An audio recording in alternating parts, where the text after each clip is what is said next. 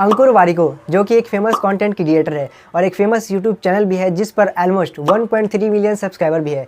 आप लोगों में से कई लोग ये जानते होंगे। ये अपने चैनल पर basically finance, business and entrepreneur से रिलेटेड वीडियो डालते हैं। ये एक पब्लिक स्पीकर भी है और साथ ही साथ इन्होंने अपनी बुक डू एपिक शिट में बताया है कि किस तरह ये सक्सेसफुल कंटेंट क्रिएटर बने। उन्होंने अपनी पूरी जर्नी को इस बुक में बहुत अच्छे तरीके से उतार दिया है। लेकिन क्या ये सब करना इतना आसान था? ना जाने कितनी बार फेल होने के बाद, कितनी गलतियां करने के बाद उन्हें ये सक्सेस मिली। तो अगर आप भी सक्सेसफुल बनना चाहते हो, पैसा कमाना चाहते हो, कंटेंट क्रिएटर बनना चाहते हो या फिर यूट्यूब पर वीडियो अपलोड करके या फिर किसी भी प्लेटफॉर्म से लोगों तक पहुंचना चाहते हो, तो इस बुक से आपको काफ़ी ऐसे लेसन मिलेंगे जिससे आपको रास्ता मिलेगा और आप भी सक्सेसफुल बन पाओगे। तो अगर आप इस वीडियो को एंड तक देखते हो तो मैं गारंटी के साथ कह सकता हूँ कि ये एक वीडियो आपके लिए आई ओपनर होने वाला है। तो वीडियो को एंड तक जरूर देखना। लेसन नंबर 1 जो कि है अवेयरनेस। वो बोलते हैं कि हम लाइफ में जो भी डिसीजन लेते हैं वो अवेयरनेस के बेसिस पर होना चाहिए। हमें पता होना चाहिए कि हम डिसीजन क्यों ले रहे हैं। बहुत सारे लोग ऐसे जॉब करते हैं जो उन्हें पसंद तक नहीं, सिर्फ इसलिए क्योंकि दूसरे लोग चाहते हैं कि वो हम जॉब करें, और कभी भी खुश नहीं रह पाते हैं और उनके हाँ में हाँ मिलाते हैं, क्योंकि हमें लगता है कि अगर हम ना बोलेंगे तो सामने वाले को बुरा लग जाएगा।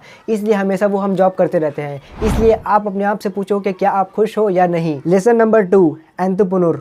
आज के टाइम पे अगर आप देखोगे तो हर कोई एंटरप्रेन्योर बनना चाहता है, बट अंकुर बोलते हैं कि एंटरप्रेन्योर बनना इतना आसान नहीं है। स्टार्टिंग में सब कुछ अच्छा लगता है कि नया बिजनेस स्टार्ट करेंगे, नई टीम बिल्डअप करेंगे, बट हैंडल करना इतना आसान नहीं होता है। जब कोई इंसान स्टार्टअप ओपन करता है तो उसे लगता है कि बस एक बार एंजल इन्वेस्टर का सपोर्ट मिल जाए उसके बाद सब कुछ ईजी हो जाएगा। बट अंकुर ये बोलते हैं कि जब हम अपने स्टार्टअप के लिए फंड रेस करते हैं तो ना तो सिर्फ कस्टमर को जवाब देना होता है बल्कि आपको एंजल इन्वेस्टर को भी जवाब देना होता है। फिर आपके ऊपर बहुत ज़्यादा प्रेशर आ जाता है कि अपने बिजनेस को जल्दी से जल्दी ग्रो करने का। बहुत सारे लोग अपना स्टार्टअप तो खोलना चाहते हैं लेकिन उनके पास टाइम नहीं है अपने बिजनेस को खोलने का, क्योंकि उन्हें लगता है कि उन्हें अपना जॉब क्विट करना पड़ेगा। और अगर आप अपना जॉब क्विट कर देते हो तो आपके पास और भी ज़्यादा प्रेशर होगा, क्योंकि इनकम जो आ रही थी वो भी बंद हो चुकी है। तो अब आप चाहोगे कि मेरा बिजनेस जल्दी जल्दी ग्रो करे। इसलिए अंकुर ये बोलते हैं कि हमें अपने बिजनेस को वीकेंड टाइम में, छुट्टियों में या फिर लेट नाइट पे काम करना चाहिए और जॉब के साथ काम करना चाहिए। और जब तक अपने बिजनेस से स्टेबल इनकम ना मिल जाए तब तक हमें जॉब नहीं छोड़ना चाहिए। Lesson number 3 success and failure. Ankur जब अपने 20s में थे तो वो IIT में जाना चाहते थे और बहुत सारे अटेम्प्ट्स के बाद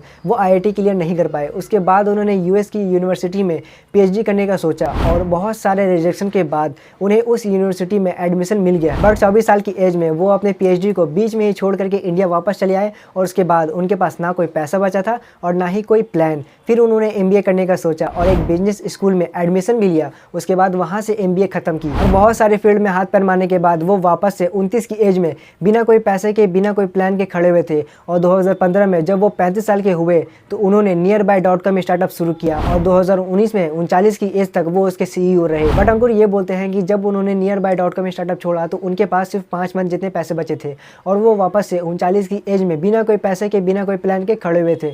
फिर उन्होंने कंटेंट क्रिएशन की जर्नी स्टार्ट की, यूट्यूब पर वीडियो डालना स्टार्ट किया और आज वो 2 से 2.5 साल के अंदर सक्सेसफुल बन चुके हैं। अंकुर बोलते हैं कि उन्होंने अपनी लाइफ में बहुत सारी मिस्टेक करी, एक के बाद एक, और उसे सीखते चले गए। जिस काम में उन्हें लगता था कि अब वो उसे नहीं करना चाहते हैं तो वो उसे वहीं पर छोड़ करके आगे बढ़ते गए और आज वो 48 साल के हैं और सक्सेसफुल भी है। इसलिए आपकी एज चाहे कुछ भी हो, लाइफ में आपको कितना भी फेलियर क्यों ना मिले, आप उससे एक्सेप्ट करो और आगे बढ़ते रहो। अंकुर जब छोटे थे तो उन लोगों के घर में बहुत ज़्यादा पैसा नहीं थी और वो लोग काफ़ी सारे कर्ज में डूबे हुए थे। तब उन्हें लगता था कि सारा फसाद का जड़ ये पैसा ही है और उन्हें पैसों से काफ़ी ज़्यादा नफरत होने लग गई थी। और इसी नफरत में वो पैसों को कभी ग्रो करना, कभी मैनेज करना सीखे ही नहीं और गलतियाँ पे गलतियाँ करते चले गए। अंकुर अपने घर के लिए बड़े बड़े लोन लेते चले गए और लोन की जाल में फंसते चले गए। वो जब भी पैसा कमाते थे तो वो लोन खत्म करने के बजाय वो अपना स्टार्टअप में इन्वेस्ट कर देते थे और इनकम नहीं होने के बावजूद भी वो अपने लाइफ स्टाइल को नहीं सुधारे और क्रेडिट कार्ड पे चीज़ें खरीदते गए। जब भी स्टॉक मार्केट ऊपर जाता था तो वो जल्दी पैसा कमाने के चक्कर में वो पैसा इन्वेस्ट करते थे और जब शेयर मार्केट नीचे जाता था तो वो पैसा निकाल लेते थे, जबकि उनको उल्टा करना चाहिए था।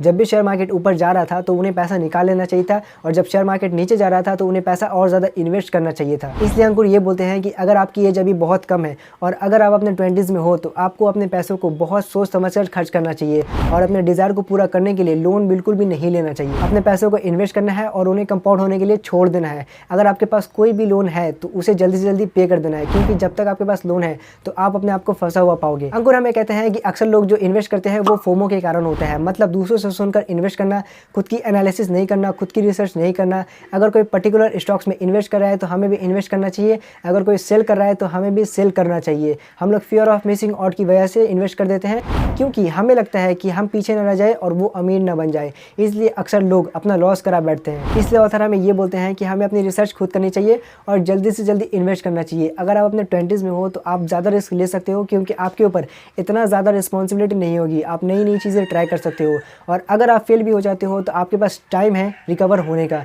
लेकिन अगर आप अपने 30s या 40s में हो तो आप उस टाइम ज़्यादा रिस्क नहीं ले सकते हो, क्योंकि आपके पीछे आपकी फैमिली होगी। तो यही थे कुछ 4 इंपॉर्टेंट लेसन। आई होप आपको वीडियो अच्छी लगी होगी। पसंद आए तो लाइक ज़रूर कर देना, नहीं पसंद आए तो डिसलाइक करना। मिलते हैं फिर नेक्स्ट वीडियो में, तब तक के लिए tata bye bye, have a good day.